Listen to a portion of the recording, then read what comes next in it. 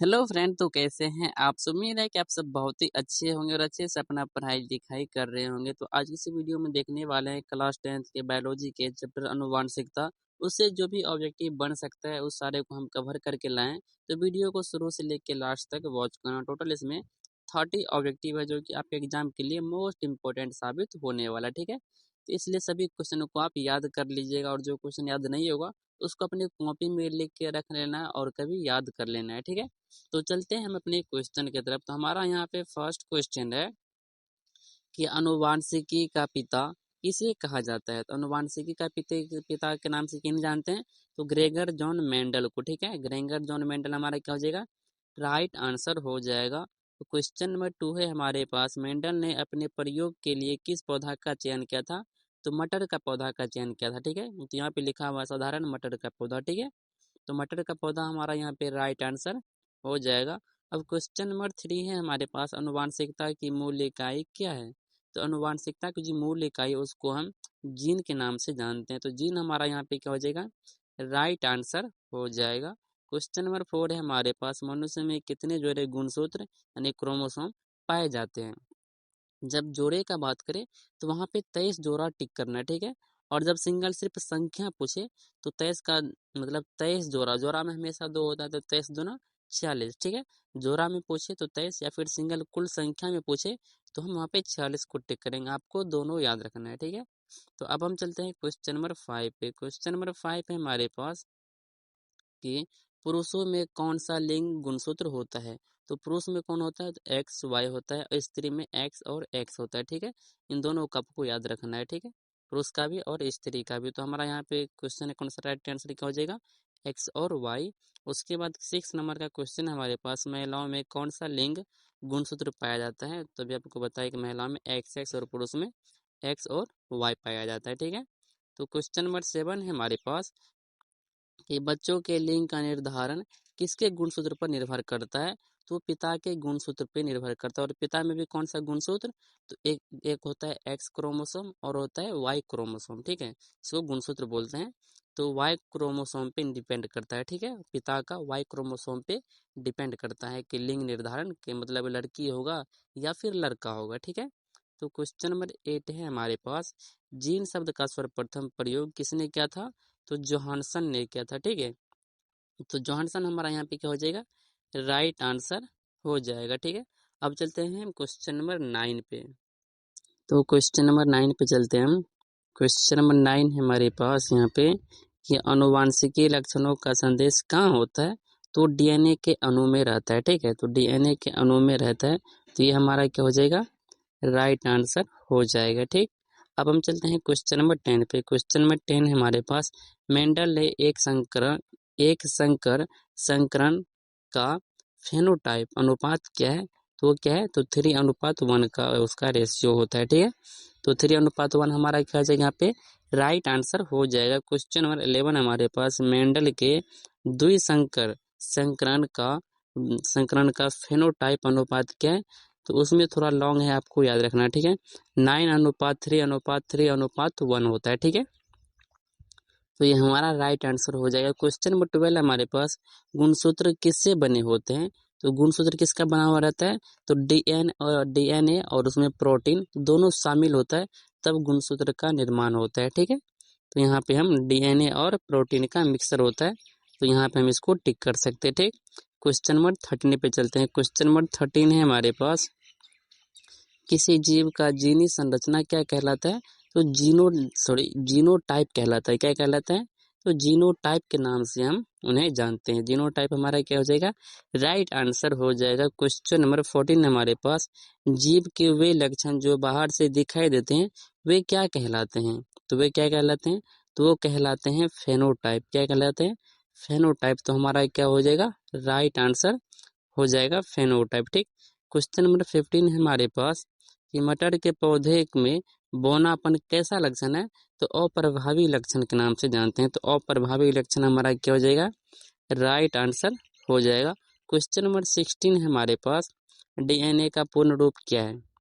और ये क्वेश्चन आपके लिए HW है, ठीक है। मतलब होमवर्क में देने, पिछले 2 वीडियो में हमने इसको कवर करवाया है, 2 वीडियो में, ठीक। तो आप वीडियो देखेंगे तो आपको पता होगा। तो सॉरी, होमवर्क में क्या देंगे, आंसर यहाँ पे पहले से लिखा हुआ है, क्योंकि वन लाइनर है ना, हमको याद नहीं रहा। उसका फुल फॉर्म क्या होता है, डीऑक्सीराइबो न्यूक्लिक एसिड बोल सकते हो या फिर अम्ल बोल सकते हो, ठीक। तो यहाँ पे हमारा राइट आंसर हो जाएगा, आपको लास्ट में एक HW देंगे, ठीक। अब चलते हैं हम क्वेश्चन नंबर 17 पे, ठीक है। तो क्वेश्चन नंबर 17 को निकालते हैं। क्वेश्चन नंबर 17 आ गया, और क्वेश्चन नंबर 17 है हमारे पास कि विभिन्नताएं कितने प्रकार के होते हैं। विभिन्नता 2 प्रकार का होता है, ठीक है। 2 प्रकार के, उनका नाम भी आपको याद रखना है। एक होता है कायिक और एक होता है जननिक। कायिक और जननिक, विभिन्नता के 2 प्रकार होते हैं, कायिक और जननिक। उसके बाद क्वेश्चन नंबर 18 हमारे पास, उपार्जित लक्षणों का वंशागति सिद्धांत किसने दिया था, तो वो दिया था लेमार्क ने, ठीक है। तो लेमार्क हमारा यहाँ पे क्या हो जाएगा, राइट आंसर हो जाएगा। तो उसके बाद हमारा क्वेश्चन नंबर कौन, 19 का क्वेश्चन है, द ओरिजिन ऑफ स्पीसीज पुस्तक किसने लिखी है, ठीक है। ये क्वेश्चन इंपॉर्टेंट है, किसने लिखा है, चार्ल्स डार्विन ने लिखा है। इसको पर्सनली आप लोग याद रखना बढ़िया से, क्या है, इंपॉर्टेंट ऑब्जेक्टिव है, तो इसलिए इनको ध्यान में रखना बनता है। क्वेश्चन नंबर 20 है हमारे पास, वे अंग जिनकी संरचना समान होते हैं, कार्य भी, मतलब संरचना समान होते हैं पर कार्य क्या होते हैं, विभिन्न प्रकार के होते हैं, विभिन्न होते हैं, वे क्या कहलाते हैं, तो वो समजात अंग कहलाते हैं, ठीक है। वो समजात अंग कहलाते हैं। संरचना उनका सेम होता है पर कार्य अलग अलग होता है, उसको हम बोलते हैं समजात अंग, ठीक है। अब चलते हैं हम क्वेश्चन नंबर 21 पे। 21 का क्वेश्चन है हमारे पास, वे अंग जिनके कार्य समान है, ठीक है।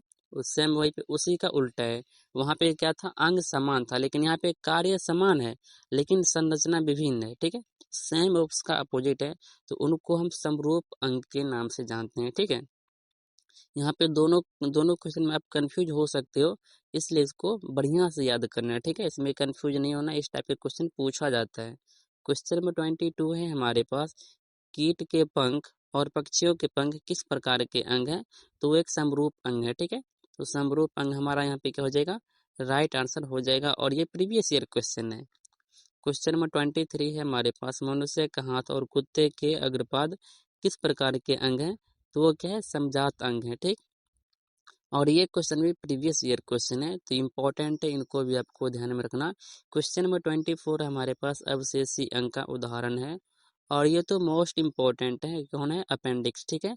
और ये पिछले वीडियो में भी हमने कवर करवाया है, तो आप देखेंगे पिछला वीडियो तो आपको पता होगा। क्वेश्चन नंबर 25 पे चलते हैं। तो क्वेश्चन नंबर 25 है हमारे पास, अनुवांशिक विभिन्न का अनुवांशिक विभिन्नता का मुख्य कारण क्या है, तो DNA में परिवर्तन या फिर उत्परिवर्तन, ठीक है।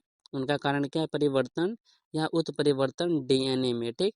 क्वेश्चन नंबर 26 है हमारे पास, प्राकृतिक चयन का सिद्धांत किसने दिया है, तो वो दिया है हमारा डार्विन ने, ठीक है। किसने दिया, डार्विन ने हमारा दिया है, तो वो हो जाएगा राइट आंसर। क्वेश्चन नंबर 27 है हमारे पास, जीवों के जीवाश्म की आयु का निर्धारण किस विधि से होता है, ठीक है। किस विधि से होता है, तो वो हो जाता है किस विधि से, कार्बन डेटिंग से, ठीक है, C14 से। तो C14 यहाँ पे हमारा क्या हो जाएगा, राइट आंसर हो जाएगा। जैसे कि पुराने जमाने के कुछ वस्तु मिलते हैं, तो उनका जो आयु का निर्धारण किया जाता है, तो C14 से ही किया जाता है, मतलब कार्बन डेटिंग से ही उसका आयु का पता लगाया जाता है कि ये वस्तु कितना पुराना है, ठीक है। तो क्वेश्चन नंबर 28 है हमारे पास, आधुनिक अनुवांशिकी का जनक किसे माना जाता है, किसे माना जाता है, डब्ल्यू वेटसन को, ठीक है। तो डब्ल्यू वेटसन हमारा यहाँ पे क्या हो जाएगा, राइट आंसर हो जाएगा, ठीक है। अब चलते हैं क्वेश्चन नंबर 29 पे और 13 पे। तो क्वेश्चन नंबर 29 हमारे पास, विकास की दृष्टि से हमारी किससे अधिक समानता है, तो किससे अधिक समानता है, तो चिंपैंजी क्या है, एक बंदर है, ठीक। तो चिंपैंजी यहाँ पे हमारा क्या हो जाएगा, राइट आंसर हो जाएगा। क्वेश्चन नंबर 30 है हमारे पास, मनुष्य में ऑटोसोम की संख्या कितनी है, तो 22 जोड़ी, ठीक है। जोड़ी में बात करें तो 22, और गुणसूत्र का बात करें और संख्या में पूछा जाए तो 24 गुणसूत्र हम वहाँ पे चूज कर सकते हैं, ठीक है। तो ऑटोसोम आपको याद रखना है, एक होता है क्रोमोसोम, वो होता है 23 जोड़ा यानी कि 46, और जिससे बात करें ऑटोसोम का, तो वो होता है 22 जोड़ा यानी कि 44, ठीक है। तो यहाँ पे हमने 30 ऑब्जेक्टिव किए, ठीक है। टोटल यहाँ पे 30 ऑब्जेक्टिव देखे हैं जो कि आपके एग्जाम के लिए बहुत ही महत्वपूर्ण साबित होगा। ठीक है, तो हम यहाँ पे चैप्टर वाइज करवाते रहते हैं, चाहे क्वेश्चन बैंक से हो या फिर ऐसे रैंडमली क्वेश्चन हो जो कि आपके एग्जाम के लिए इंपॉर्टेंट है, तो हम ऐसे ही करवाते रहते हैं। तो ऐसा वीडियो आप देखना चाहते हैं तो मेरे चैनल पे आप जाके देख सकते हैं। चैनल पे नए हैं तो चैनल को सब्सक्राइब करके वीडियो को दोस्तों में शेयर कर लीजिएगा। वीडियो कैसा लगा ये कमेंट में बताइएगा। बाकी आप 30 क्वेश्चन में से आप कितना क्वेश्चन सही किए हो ये भी आपको कमेंट में बताते हुए जाना है। ठीक है, तो वीडियो देखने के लिए धन्यवाद। मिलते हैं अगले क्वेश्चन के साथ अगले वीडियो में।